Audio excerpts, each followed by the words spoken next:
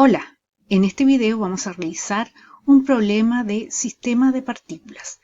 El enunciado nos dice que la masa M1 de 2 kilogramos se mueve con rapidez constante de 20 metros por segundo en una superficie horizontal lisa, tal como se muestra en la figura. En un extremo se encuentra en reposo una segunda masa M2 de 6 kilogramos que es colisionada por M1 con coeficiente de restitución E igual a 0,5, cayendo al espacio. Calcular para un tiempo de 1,5 segundos después de la colisión. A. La posición del centro de masa respecto del origen.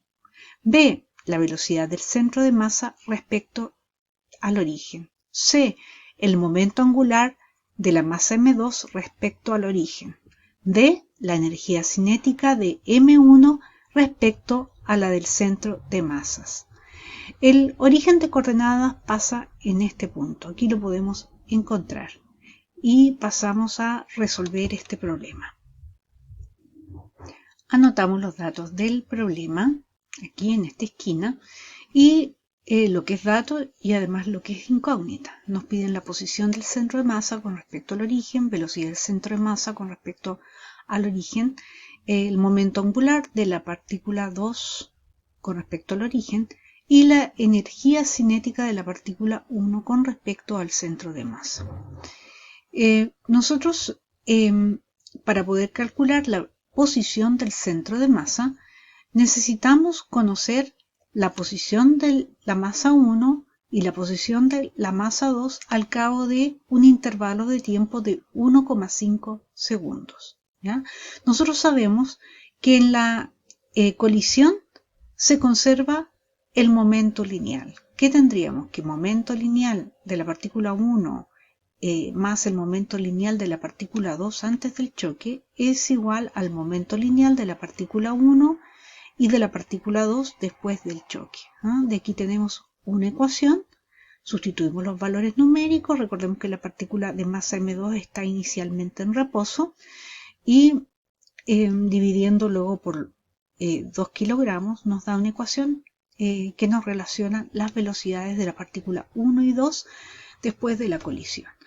Aplicando la definición del coeficiente de restitución, sustituimos su valor numérico, sabemos que la velocidad de la partícula 2 antes de la colisión es nula. Aquí obtenemos una segunda ecuación, sustituyendo los valores numéricos, nos da que la diferencia entre la velocidad de la partícula 2 y la partícula 1 después de la colisión es igual a 10 metros por segundo. Tenemos por tanto un sistema de ecuaciones con dos incógnitas, resolvemos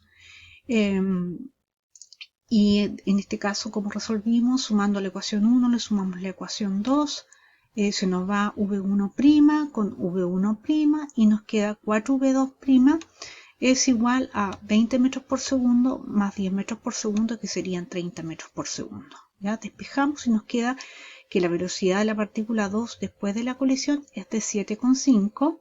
En cualquiera de estas dos ecuaciones sustituimos este valor y obtenemos que la velocidad de la partícula 1 después de la colisión es menos 2,5 metros por segundo. Por tanto, la partícula 2 sale hacia la derecha, por tanto, cae de la mesa y la partícula 2 sale hacia la izquierda. ¿Ya? Conociendo estas dos velocidades después de la colisión, tenemos que calcular, transcurrido 1,5 segundos después de la colisión, la posición del centro de masas con respecto al origen. ¿Ya?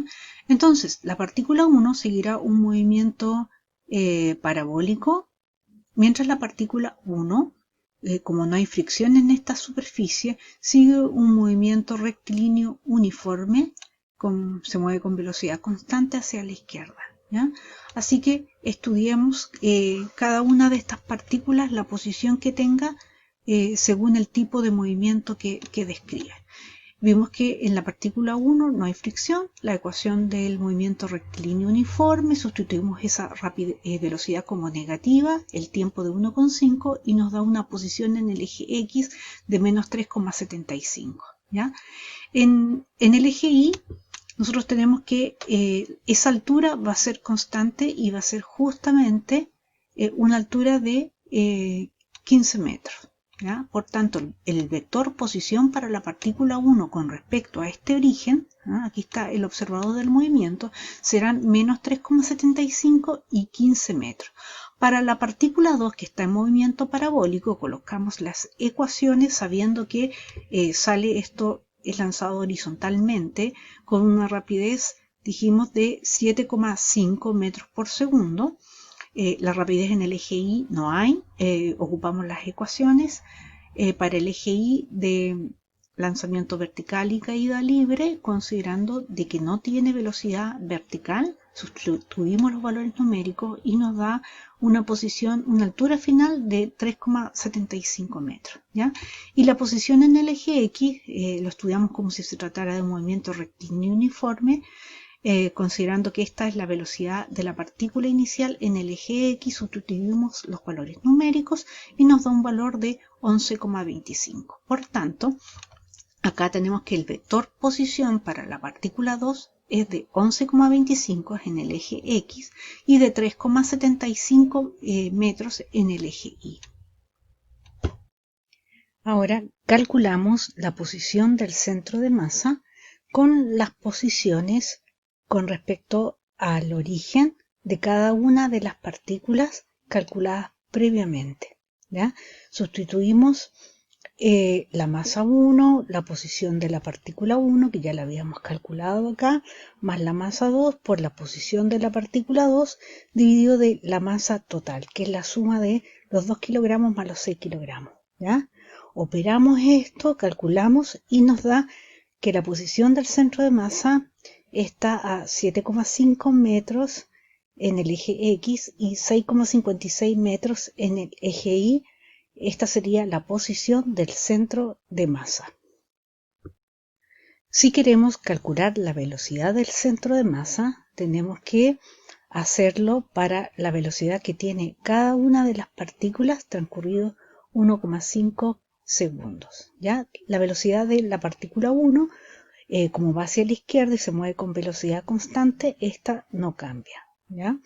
Y la partícula 2 tenemos que su velocidad en el eje Y sí que cambia en el tiempo, inicialmente no tiene componente porque sale hacia la derecha, nuestra partícula no tiene velocidad en el eje Y, le restamos la aceleración de gravedad por el tiempo de 1,5 y nos da menos 15 metros por segundo.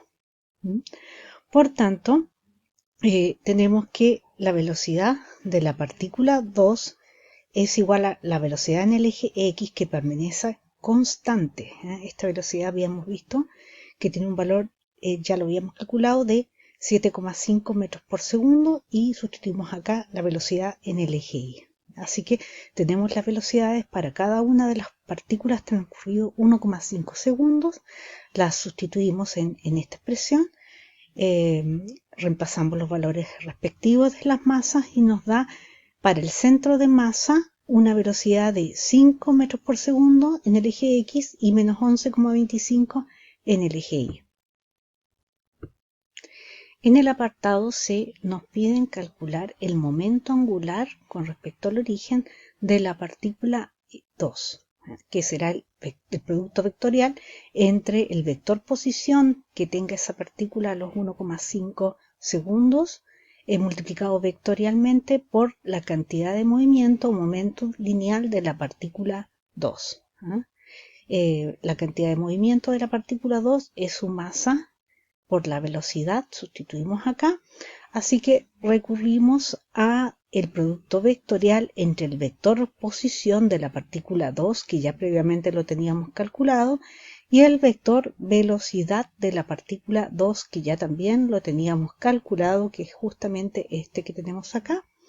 Los multiplicamos vectorialmente ambos y la única componente de este producto vectorial que sobrevive es la componente en el eje Z, ¿ya? Que será igual a 6 multiplicado por 11,25 por menos 15 menos 3,75 por 7,5, resolvemos este determinante y nos da un valor de menos 1181,25 kilogramos metro cuadrado partido por segundo, y dijimos que solamente tenía componente en el eje Z. Así que aquí la anotamos, ¿ya?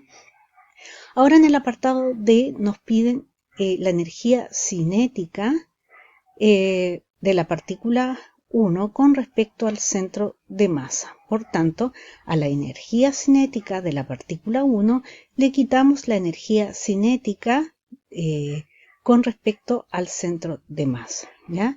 La energía cinética con respecto al centro de masa, recordemos que era igual a 1/2 de la masa total del sistema por la velocidad del centro de masa al cuadrado.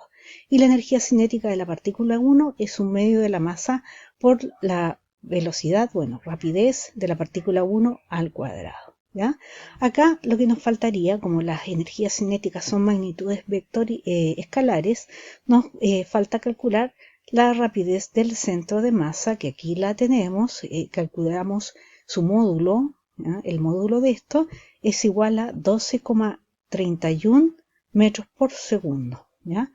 Sustituimos los valores numéricos, la rapidez de la partícula 1 ya previamente habíamos visto que era igual a 2,5 metros por segundo, lo elevamos al cuadrado, la masa de la partícula 1 la dividimos por 2 y aquí sustituimos la energía cinética del centro de masa dado por 1/2 de la masa del sistema por la rapidez del centro de masa al cuadrado. Operando todo esto nos da un valor de menos 600 kilogramos metro cuadrado partido por segundo al cuadrado, que esto es la definición de Joule. Por tanto, la energía cinética de la partícula 1 con respecto al centro de masa es menos 600 kilogramos metro cuadrado partido por segundo al cuadrado, que corresponde a Joule. Y hemos finalizado nuestro problema de sistema de partículas.